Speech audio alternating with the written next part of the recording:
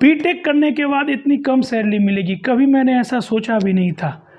ये आज मैं आपको बताने वाला हूँ अपनी रियल स्टोरी। ये जो स्टोरी मैं बताने वाला हूँ, ये जो आज मैं बताऊँगा, ये मेरी रियल स्टोरी है।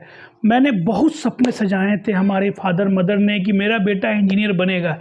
इंजीनियर बनना उनके लिए एक सपनों जैसा था। हम लोग एक छोटे से शहर, बिहार स्टेट से छोटे से शहर दरभंगा से बिलोंग करता हूँ मैं। तो वहाँ जब मैंने 2003 में 10th किया था, तो उस समय इंजीनियरिंग का एक क्रेज़ था। लोगों के मन में था अगर इंजीनियर बन गया तो बहुत बड़ा बात है, इंजीनियर बन गया मेरा बेटा तो मतलब अच्छा खासा पैसा कमाएगा, गाड़ी बंगला घोड़ा गाड़ी सब खरीदेगा, बड़े घर में शादी होगी, विदेश में नौकरी मिलेगी। ऐसा था उस समय इंजीनियरिंग का क्रेज जब 2003 में जब मैंने 10th किया था। लेकिन आज जाके पता चल रहा है, आज 2024 है, मैंने 2007 से 11 में इंजीनियरिंग कंप्लीट किया। तो मुझे बहुत एक सपना सजा के रखा था कि इंजीनियरिंग करने के बाद मैं अच्छा खासा पैसा कमाऊंगा, 1 लाख 1.5 लाख 2 लाख रुपया सैलरी होगी, अपना गाड़ी खरीदूंगा, अपना बंगला खरीदूंगा। लेकिन ऐसा कुछ नहीं हुआ, ऐसा कुछ नहीं हुआ। तो आज मैं आपको बताने वाला हूँ कि क्या हुआ, ऐसा क्यों हुआ, क्या गलती की मैंने कि बीटेक करने के बाद भी आज इतना कम सैलरी है। देखिए, स्कोप तो कंप्यूटर इंजीनियर का अच्छा खासा सैलरी मिल जाता है, लेकिन आज मैंने केमिकल इंजीनियरिंग की। तो क्या मैंने गलती की, क्या मैंने जानबूझ के अपने लाइफ को केमिकल इंजीनियरिंग में डाला? तो आज मैं आपको इन सारी बातों को बताऊंगा। ये मेरा रियल स्टोरी है। वीडियो थोड़ा लंबा होगा, लेकिन अगर आप में पेशेंस है, अगर आप रियल चाहते हैं कि जो मैंने गलती की अपने लाइफ में आप नहीं करें, वो गलती से आप सीखें ताकि आपकी सैलरी, आपका ग्रोथ अच्छा रहे, तो वीडियो को पूरा देखें। बीटेक करने के बाद इतनी कम सैलरी मिलेगी, ये कभी मैंने सोचा नहीं था। चलिए, ये बात मैं अपनी बताऊंगा, और मेरे जैसे कई ऐसे इंजीनियर होंगे जिनको बहुत कम सैलरी मिल रही होगी। तो बहुत सपने सजाते हैं। जो यूपी एमपी साइड के जो इंजीनियर रहते हैं, जो ग्वालियर साइड्स के बहुत लोगों से मैंने बात की, तो जो वेस्ट बंगाल में बहुत सपने सजाते हैं कि इंजीनियर बन के मैं अच्छा खासा पैसा कमाऊंगा, लेकिन वो सब सपना सपना ही रह जाता है। देखिए, मैं इसमें पहले एक चीज़ क्लियर कर देना चाहता हूँ। ये मैंने जो गलती की है, रियल स्टोरी है मेरी। इसमें मैं वो इंजीनियर की बात नहीं करूँगा जिसने बीटेक करके जिनको गवर्नमेंट जॉब मिल गया है, क्योंकि जिनको गवर्नमेंट जॉब मिल गया है बीटेक करने के बाद, गेट क्वालिफाई करके, गेल, भेल, SAIL, ONGC, Indian Oil, Bharat Petroleum, Barauni refinery, Indian Oil, Coal India Limited, ये सब में अगर आपको नौकरी मिल गई है तो उन लोगों को बहुत अच्छा है, क्योंकि उनको स्टार्टिंग सैलरी 15, 18, 20 लाख 22 लाख मिल रहा है। वो लोग इसमें नहीं आएंगे, क्योंकि उन लोगों को स्टार्टिंग में सैलरी अच्छा खासा मिल गया, क्योंकि उन लोगों का आप उसी में लाइफ सेट करना है। वो दोबारा कभी कंपनी चेंज नहीं करेंगे, क्योंकि उनको गवर्नमेंट जॉब मिल गई है। मैं बात करूंगा उन इंजीनियर की जो प्राइवेट सेक्टर में जॉब कर रहे हैं, और कैंपस से प्लेसमेंट अगर हो गया है तो भी, नहीं हुआ है तो भी, ऑफ कैंपस जॉब ढूंढ रहे हैं वो भी।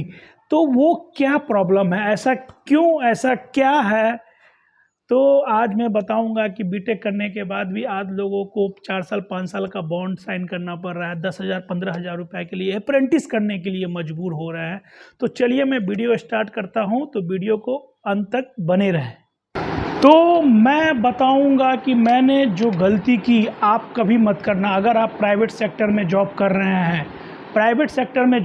हैं, तो ये सब गलती कभी मत करना, अदरवाइज आपका सैलरी ग्रोथ बहुत धीरे धीरे होगा। तो मैं ये लिख के लाया हूँ, जो गलती मैंने की है, जो गलती से मैंने सीखा है, वो गलती आप कभी मत करें। अगर आप जॉब कर रहे हैं, 4 साल 5 साल भी है, या फ्रेशर हैं, तो वो गलती कभी नहीं करें। पहला जब मुझे जॉब मिल गया लुपिन में, उसके बाद मैंने पढ़ाई करना छोड़ दिया। सोचा कि जॉब मिल गई, आप क्यों पढ़ाई करें, चलो इसी में सेटल हो जाना है। और सैलरी कितना दे रहा, 10 से 11 हज़ार रुपया सैलरी दे रहा था मुझे आज 2012 में।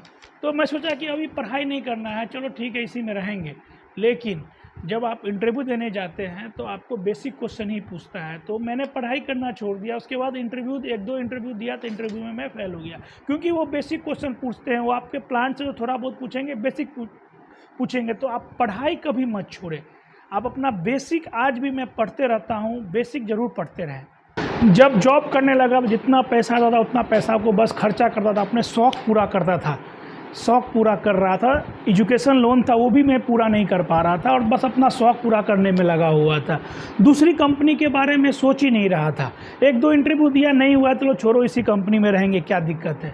लेकिन किसी भी कंपनी में आप रहते हैं, उस कंपनी में आपका ग्रोथ 7 से 10-12% ही होगा, उससे ज़्यादा नहीं होगा। स्टार्टिंग में अगर आपने कंपनी चेंज नहीं की तो आपको बहुत प्रॉब्लम होगा। तो मैंने यही की, स्टार्टिंग में कंपनी चेंज नहीं की। उसके बाद मुझे लगा कि यहाँ अच्छा लग रहा है तो मैं वहीं रहने लगा। उसके बाद जब आप फ्रेशर रहते हैं, चलिए आपको फाइनेंशियली इशू है, आपने गेट का प्रिपरेशन कर रहे हैं, नहीं हुआ तो आपने क्या जॉब ज्वाइन कर लिया फाइनेंशियली प्रॉब्लम की, फाइनेंशियली प्रेशर की वजह से। लेकिन अगर उस समय 1 साल 2 साल 3 साल आपके पास टाइम रहता है कि आप गवर्नमेंट सेक्टर का या तो गेट हो या बहुत सारा एग्जाम है जो गेट के बिना अगर कंपनी लेती है तो उसमें अप्लाई करना चाहिए था, जो मैंने नहीं किया। तो आप वो गलती मत करें। अगर आप 1 साल 2 साल जॉब कर रहे हैं तो जॉब के साथ भी अगर किसी कंपनी में अगर अप्लाई करने का मौका आता है, वैकेंसी का देखते रहिए। मैंने वो कुछ नहीं करता था, मैं आया ऑफिस से गया, आया थक गया, सो गया, थोड़ा घुमा फिरा, मूवी देखा, बस इतना ही मेरा लाइफ हो गया था। तो सबका लाइफ ऐसा हो जाता है, लेकिन आपको ऐसा नहीं करना। अगर आपको आगे बढ़ना है लाइफ में तो आपको वैकेंसी का देखते रहना है और जहां कोई अच्छी अपॉर्चुनिटी मिली तुरंत आपको जंप कर जाना है। तो कंपनी को सर्च करते रहना है, चाहे आप फार्मा में हो या केमिकल में हो, ठीक है। जॉब का 2 साल भी नहीं हुआ था तो घर वाले का प्रेशर आने लगा कि बेटा शादी कर लो, अब तो इंजीनियर बन गए हो। बिहार में क्या है, इंजीनियर बन गया तो बहुत बड़ी बात है, जल्दी से शादी कर लो। शादी तो कर लो लेकिन सैलरी तो उतना नहीं है। बेटा कितना कमाता है, 11,000 रुपये सैलरी है, इंक्रीमेंट आ गया 1 साल के बाद 13,000 रुपये सैलरी हुआ। तो फिर मेरा दिमाग खटका, भाई इतना सैलरी में घर कैसे चलेगा। तो फिर मैंने देखा था कि इंटरव्यू में बेसिक पूछता है, तो फिर मैंने इंटरव्यू में थोड़ा पढ़ना चालू किया बेसिक, उसके बाद पढ़ना चालू किया। उसके बाद मुझे एक केमिकल इंडस्ट्री में नौकरी मिली। वहाँ मेरा सैलरी 25,000 के आसपास, 20-21 हज़ार रुपया हाथ में आ रहा था। उस समय मेरी शादी हो गई। अब शादी तो हो गई, 2 आदमी थे तो 5,000 रुपया में रूम लिए, शादी चल रही थी, एंजॉय कर रहे थे, कंपनी भी अच्छी कंपनी मिल गई थी, कोई दिक्कत नहीं था। लेकिन उतने खर्चे में घर नहीं चल रहे थे। तो फिर सोचा कि भाई अब फिर से कंपनी चेंज करना पड़ेगा। तो मैंने 1 साल में ही वो कंपनी को छोड़ के मैं सूरत से वापस भरूच गुजरात फ्लोरोकेमिकल में आ गया। तो वहाँ मुझे 4.5 जैसा पैकेज मिला, तो वहाँ मैंने चेंज किया। तो देखिए, आपको ये ज़रूरत आपको सिखा रही है कि पैसे की ज़रूरत है, इतना पैसा में आपका खर्चा नहीं चल रहा है तो आपको कंपनी चेंज करना पड़ेगा। देख रहे हैं, खुद से आपका दिमाग नहीं आ रहा है कि भैया इतना पैसा में घर नहीं चलेगा तो चेंज कर ले। और दूसरी बात, जितना भी मैं कमा रहा था सब खर्चा कर दे रहा था, कोई सेविंग नहीं। शादी के बाद घर में कुछ नहीं है, एक बेड तक नहीं था। तो धीरे धीरे बेड खरीदा, फ्रिज खरीदा, टीवी सब ईएमआई पे ले के धीरे धीरे करते करते सब कुछ खरीदा। तो सेविंग के नाम पे मेरा कुछ नहीं बचा, सब ईएमआई में ही पैसा चला गया। पैसा बचा ही, जितना कमा रहे थे खर्चा हो रहा था। फिर टीवी का ज़रूरत पड़ा, फ्रिज का ज़रूरत पड़ा, बेसिक है बेड का ज़रूरत पड़ा, गद्दे का ज़रूरत पड़ा। तो बेसिक जो ज़रूरत है वो आपको पूरा करना पड़ेगा। तो अगर आप सही टाइम पर, अगर आप अच्छी अपॉर्चुनिटी मिल रही है, कंपनी ऑफ़र दे रही है, अगर आप पढ़ाई में कंटिन्यू है तो उस मौके को न गंवाएं।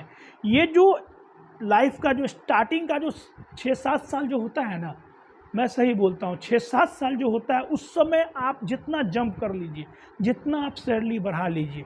अभी आप देखिए, कॉलेज से कैंपस होता है तो 5 से 10 लाख रुपया दे रहा है, ठीक है, लेकिन उसके अकॉर्डिंग महंगाई भी तो बढ़ गई है। हम लोग के टाइम में 1.6 1.7 पे ज्वाइन किया था।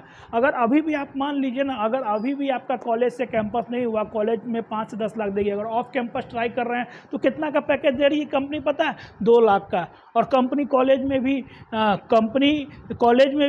कंपनी आती है तो कितना का पैकेज दे रही है? एक लड़का से बात हुआ था मेरा, 2.8 का पैकेज दे रही है, 4 साल का बॉन्ड बना रही है। तो ये 20-22 हज़ार रुपये के सैलरी में क्या होगा, बॉन्ड बना रही है।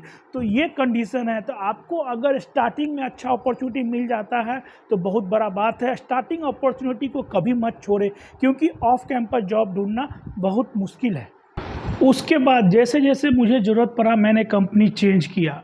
अब मैंने क्या मिस्टेक किया, मैं अपने पुराने फ्रेंड सर्किल, जो मेरे पिछले कंपनी के जो मेरे फ्रेंड थे, मेरे कॉलेज के फ्रेंड थे, मैं उन सब से अलग हो गया। शादी के बाद सबसे कांटेक्ट मेरा टूट गया। ये आपको नहीं करना है। अपने फ्रेंड सर्किल जो आपके साथ काम कर रहे थे, चाहे पिछले कंपनी में हो या करंट कंपनी में है, उससे रिलेशन रखने का, उससे टच में रखने का, एटलीस्ट हेलो हाय रखने का।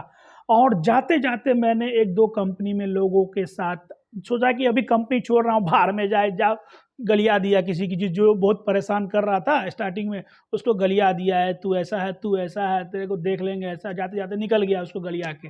उससे क्या हुआ, जाते जाते आपने उस कंपनी में उस बंदे के साथ अपना नाम खराब कर लिया। जाते जाते उस कंपनी में आपको लेटर मिल गया, तो आपने तो यही सोचा कि फ्यूचर में हम उस कंपनी में कभी नहीं जाएंगे, लेकिन ऐसा नहीं होता है। दुनिया गोल है, दुनिया गोल है। आप इंडिया में अगर कहीं भी काम करेंगे ना, तो भाई उस कंपनी में काम किया हुआ अगर आप केमिकल इंजीनियर हैं या कोई भी इंजीनियर हैं, तो कहीं ना कहीं आपको वो बंदा का कोई ना कोई रिलेशन या फ्रेंड सर्किल मिल ही जाएगा। अब मैं अपना ही एग्जांपल देता हूँ। मेरा 8-9 साल हो गया था, मैं 4 कंपनी छोड़ के रिलायंस में गया, और रिलायंस में मैं 5.5 साढ़े 4 साल काम किया। उसके बाद जब मैं इधर इंटरव्यू देने हो गया मेरा, तब हर कंपनी क्या करती है, कोशिश करती है इंटरव्यू में सिलेक्शन होने के बाद रेफरेंस, फीडबैक खोजती है कि वो जो बंदा को मैं सेलेक्ट कर रहा हूँ इस कंपनी में, वो बंदा कैसा है, अच्छा है, खराब है, बुरा है, वो पता करना चाहती है। तो इस कंपनी में जो मेरे मैनेजर के एक फ्रेंड थे, उनका एक फ्रेंड जो इतना बड़ा रिलायंस रिफाइनरी, इतना बड़ा रिलायंस में कम से कम 4-5 हजार लोग काम करते, उसका कोई रिलेशन, कोई फ्रेंड सर्किल जो पहले 8 साल पहले उनके साथ वो काम कर रहा था, वो मिल गया। तो उन्होंने मेरा फीडबैक दिया, नहीं ये लड़का सही है, आप ले सकते हैं। तो आपने देखा कि दुनिया गोल है। आप कहीं भी केमिकल फील्ड में चले जाइए या अपने फील्ड में, रिफाइनरी फील्ड में, कहीं ना कहीं कोई बंदा मिल ही जाता है। तो आप ये गलती कभी नहीं करें, जाते जाते किसी भी कंपनी में किसी के साथ अपना रिलेशन ना बिगाड़े। और अपने जो फ्रेंड सर्किल है, चाहे अभी के जो साथ में काम कर रहे हैं या आपने अपने कॉलेज लाइफ में जो फ्रेंड सर्किल है, जो आपके फील्ड में काम कर रहे हैं, तो उनके कांटेक्ट में थोड़ा रहिए, तभी आपको थोड़ा मार्केट में क्या चल रहा है ना, वो आइडिया लगेगा। मैंने सबसे शादी के बाद रिलेशन नहीं रखा, बात करना कम कर दिया, तो सब अपने मतलब सब अपने लाइफ में बिजी होते हैं। तो आपको ये गलती कभी नहीं करना है, आपको लोगों के कांटेक्ट में रहना है, जिस कंपनी में काम किए हैं उसके साथ कभी अपना रिलेशन नहीं खराब करना है। तो ये सब बातों का ध्यान रखिए, ताकि कभी आपको दोबारा कभी उस कंपनी में अपॉर्चुनिटी मिली, या खुदा ना खासे वो बंदा अगर किसी दूसरे कंपनी में बड़े पोस्ट पर गया और मैं अगर अभी तक छोटे पोस्ट पर हूँ, वो बंदा अगर मेरा इंटरव्यू लेने वाला है, तो आपका सिलेक्शन नहीं होगा। अगर आपका उसके साथ थोड़ा बहुत भी रिलेशन रहेगा, तो आपका सिलेक्शन हो सकता है। देखिए, तो जो मैंने गलती की, आपको नहीं करना है। उसके बाद मैं सबसे बड़ी बात बताने वाला हूँ, चाहे कोई भी इंडस्ट्री हो, प्राइवेट इंडस्ट्री हो या गवर्नमेंट इंडस्ट्री हो, चाहे कॉलेज से प्लेसमेंट हुआ हो या गेट के थ्रू हुआ, हर कंपनी में पॉलिटिक्स होता ही है, पार्शलिटी होता ही है। आप दूसरे स्टेट से आएंगे, दूसरे कल्चर से आएंगे, आप फ्रेशर रहेंगे, आपके साथ पॉलिटिक्स होगा, आपको लोग परेशान करेंगे। मैं स्टार्टिंग में जब इधर आया था, तब मुझे भी बहुत लोग परेशान किए। आपको लोग नहीं सिखाएंगे, नहीं कोऑपरेट करेंगे, मैं सही बोलता हूँ, स्टार्टिंग में नहीं कोऑपरेट करेंगे। अभी मैं जहाँ था इससे पहले वाले कंपनी में, मेरा सैलरी है 7 लाख और मेरे साथ में फ्रेशर आया, उसका सैलरी 10 लाख। तो कैसे आप सिखाएंगे? नहीं सिखाएंगे। तो एक सैलरी का बात हो गया, तो और जो पुराने लोग होंगे, बूढ़े लोग आपके साथ काम करने वाले होंगे, आपको कोऑपरेट नहीं करेंगे। सब ऐसे नहीं होंगे, कुछ अच्छे भी होंगे जो आपको सिखाएंगे, कोऑपरेट करेंगे। लेकिन मैं एक जेन्युइन बता रहा हूँ, तो मेरे साथ ऐसा हुआ। तो मैंने किसी के साथ झगड़ा नहीं किया, किसी के साथ लड़ाई नहीं किया। हाँ ठीक है, सबका सुनने का। पहले आप स्टार्टिंग में किसी भी कंपनी में जाके सीखने का, जितना ज़्यादा से ज़्यादा आप सीख सकते हैं वो आपके लिए इम्पोर्टेंट है। एक बार अगर आप सीख जाइएगा तो कोई आपका कुछ नहीं बिगाड़ सकता है। तो लोग आपको परेशान करेंगे, मेंटली टॉर्चर करेंगे, 12-12 घंटा ड्यूटी कराएंगे, 16-16 घंटा ड्यूटी कराएंगे, आपको ओवर टाइम नहीं देंगे। तो आपको देखना है कि इस कल्चर में मैं अडॉप्ट कर पा रहा हूँ कि नहीं कर पा रहा हूँ। अगर फिर भी आप उस कंपनी में अडॉप्ट नहीं कर पा रहे हो, तो जल्द से जल्द उस कंपनी को चेंज कीजिए। जैसे मैं पिछले कंपनी जहाँ था, वहाँ मेरा सैलरी ग्रोथ नहीं हो रहा था, तो मैंने कंपनी चेंज कर ली। अभी यहाँ आया, यहाँ 10% बढ़ा, फिर 8% बढ़ा। तो ऐसे ही आपका सैलरी बढ़ेगा। अगर देखिए, अगर आप सोच लीजिएगा कि हम इसी कंपनी में रह गए हैं, अच्छा लग रहा है, 5 साल हो गया, 6 साल हो गया, सेट हो गए हैं, तो आप अच्छी बात है, आप सेट हो गए हैं प्राइवेट सेक्टर में, आपको प्रमोशन मिल रहा है, ग्रोथ मिल रहा है, तो अच्छी बात है। लेकिन अगर आपको लग रहा है कि आपका ग्रोथ नहीं है, आपका सैलरी ग्रोथ नहीं हो रहा है, आपका नहीं लग रहा है कि अगर आपका 4 साल 5 साल रुकने के बाद आपको अपर पोस्ट मिलेगा, पोजीशन मिलेगा, तो आप उस कंपनी को जल्द से जल्द छोड़ दें, मत रहें वहाँ पर। समझ रहे हैं मैं क्या बोल रहा हूँ? उस कंपनी को जल्द से जल्द छोड़ देने। तो आप फिर यही बोलिएगा, जैसे मैं बोल रहा हूँ कि जितना भी कमा रहा हूँ उतना, अभी मेरे मेरे मैं हूँ, वाइफ है, 2 बच्चे हैं, मेरा जितना भी मैं कमाता हूँ पैसा नहीं बचता। अगर आप भरूच में रह रहे हैं, अगर आप फैमिली लेके रह रहे हैं, तो 40-45 हज़ार रुपये आपको 2 बच्चे को पढ़ाना, रहना, स्कूलिंग, खाना, 50 हज़ार रुपया कम से कम बिजली बिल लेके 2 बच्चे को पढ़ाना, घर में रहना, अच्छे से खाना पीना, आपको 45 से 50 हज़ार रुपया आपको खर्च आएगा। अगर आप इतना नहीं कमा पाएंगे अगर बीटेक करके, तो शर्म आता है। कभी कभी मुझे भी लगता है, वाइफ भी बोलती है कि क्या कर रहे हैं, खर्चा नहीं निपट रहा है, चेंज कीजिए। तो चेंज करेंगे, क्या बात है। आप, मेरा गलती यही हुआ कि प्रीवियस कंपनी में मैं ज़्यादा टाइम तक रह गया, वहाँ 3% 4% इंक्रीमेंट था, जिसकी वजह से सैलरी ग्रोथ मेरा रुक गया। यहाँ जीएफएल में था तो मेरा ग्रोथ अच्छा हो रहा था, अभी जहाँ वहाँ भी ग्रोथ अच्छा है, लेकिन ज़्यादा टाइम तक रह जाएंगे, क्योंकि अगर आप कंपनी चेंज करते हैं तो आपको 30 से 40%, 50% भी राइज मिलता है, तो ग्रोथ जल्दी होता है। अगर आपको लग रहा है कि आपका खर्च नहीं मेंटेन हो पा रहा है, तो जल्द से जल्द आप कंपनी चेंज कर रहे हैं। एक कंपनी में कभी मत रुके। मेरा वीडियो बनाने का मतलब यही है कि आज मैं पछता रहा हूँ कि मैं एक कंपनी में, स्टार्टिंग में जब मेरा टाइम था कि अपॉर्चुनिटी मिल रही थी मुझे, जैसे अभी 6 महीना पहले एसआरएफ का मुझे बहुत कॉल आ रहा था, लेकिन मैंने नेगलेक्ट किया, चलो इंक्रीमेंट ले लेंगे उसके बाद देखेंगे। अब कॉल नहीं आ रहा है, अब वैकेंसी फुल हो गई वहाँ पर। तो जब भी आपको अपॉर्चुनिटी, 10% के चक्कर में मत रहिए। जब भी आपको अपॉर्चुनिटी मिलती है, अच्छी अपॉर्चुनिटी मिलती है, तो चेंज कर लीजिए, 35 से 40% राइज ले लीजिए। उस कंपनी के इंक्रीमेंट के चक्कर में, पीएलआई के चक्कर में, जैसे मैं रह गया, मैंने चेंज नहीं किया,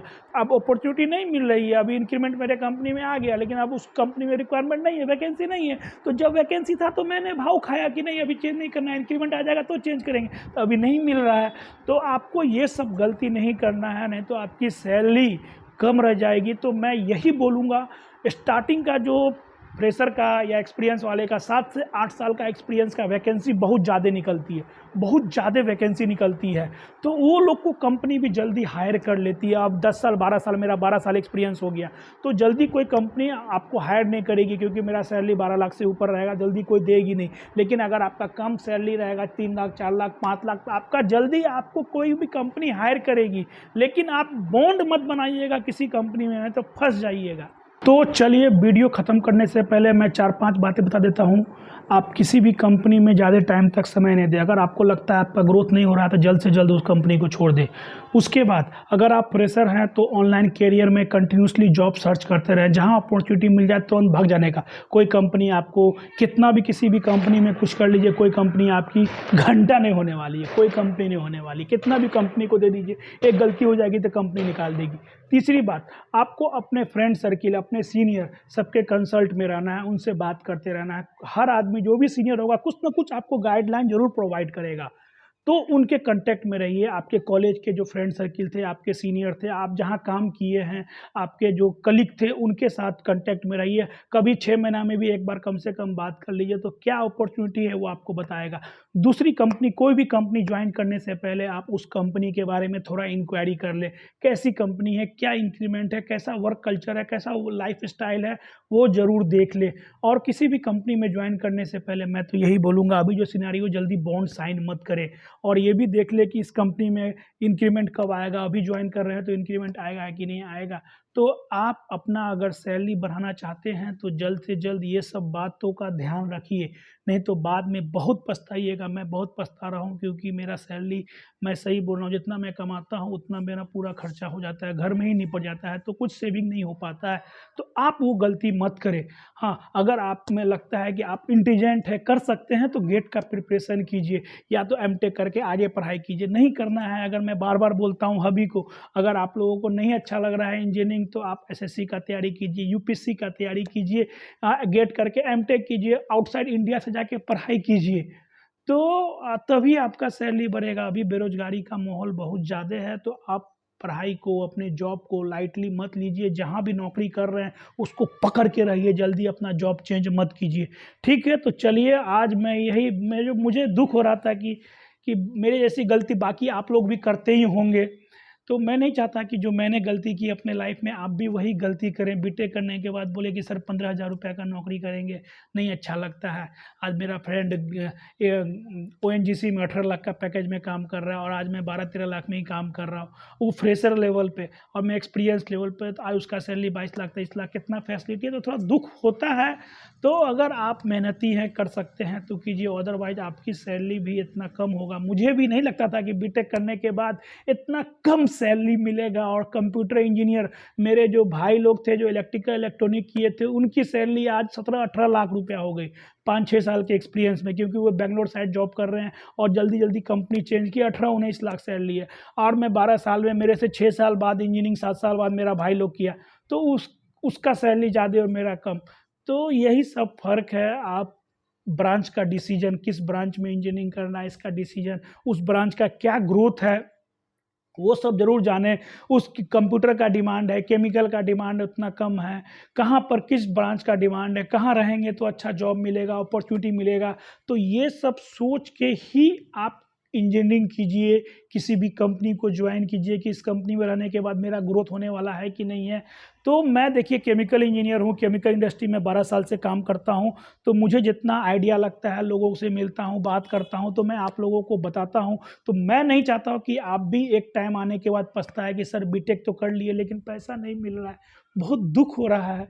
तो चलिए, हमारा वीडियो अच्छा लगे तो हमारे वीडियो को लाइक की, जितना मुझे पता है मैं बताऊंगा, और आपको कुछ भी डाउट हो तो कमेंट करके बता सकता हूं, मैं डेफिनेटली हेल्प करूंगा। मैं हूं केमिकल इंजीनियर गुरु, फिर से लेके आऊंगा नया वीडियो, नया टॉपिक। तब तक के लिए बहुत बहुत धन्यवाद, नमस्कार।